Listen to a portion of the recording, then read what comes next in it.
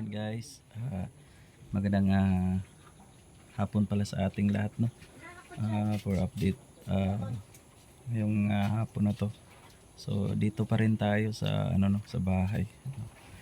So, kung makikita natin, no, itong kalagayan natin, nahirapan tayo na tumayo.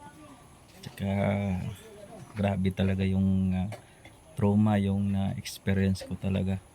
Hindi ko na alam kung ano yung gagawin ko ngayon, no, na bumalik na tayo sa normal na pag-iisip, mga viewers.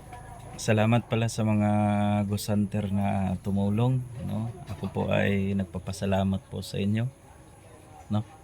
Maraming salamat talaga. Alam ko na may nag-request na tulungan ako, pero talaga may mga mission din yung iba. So ako po ay nagpapasalamat sa lahat, no. Alam ko di man tayo perfecto dito sa ating mundo, pero ang akin lang masasabi, no, mag-ingat lang po kayo, mag-ingat lang po tayo, no, kasi hindi natin alam kung saan tayo tutungo, kung kailan ang ending sa buhay natin. So mga viewers, mga solid supporters ko na mga subscriber, ang akin lang masasabi sa inyo, bawat lakad nyo kailangan nyong ingatan. So huwag kalimutan na mag-pray bago kayo umalis. So itong ginagawa namin, mga viewers, mga subscriber ko, mga solid supporters ko, itong ginagawa ko, ito ay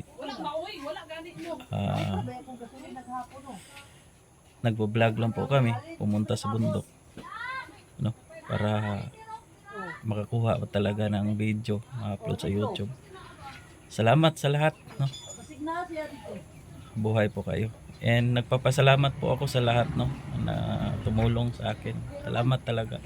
Lalong-lalo na sa aking tunay at matalik na kaibigan, sila Eric Vlog, Kuya Bert, RG.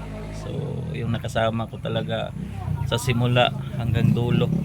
So mga bro, salamat talaga sa binigay na suporta, pag-alala, paghanap, no, sa mga pamilya ko.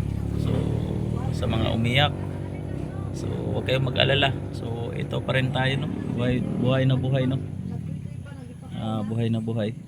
So nahirapan lang tayo maglakad, nakaano tayo, hindi ko alam kung ano tong nilagay sa kamay ko. So ayan, salamat talaga, mabuhay po tayong lahat mga Pilipino. God bless mga kaibigan. So yan, dito na lang, update lang. Ayun.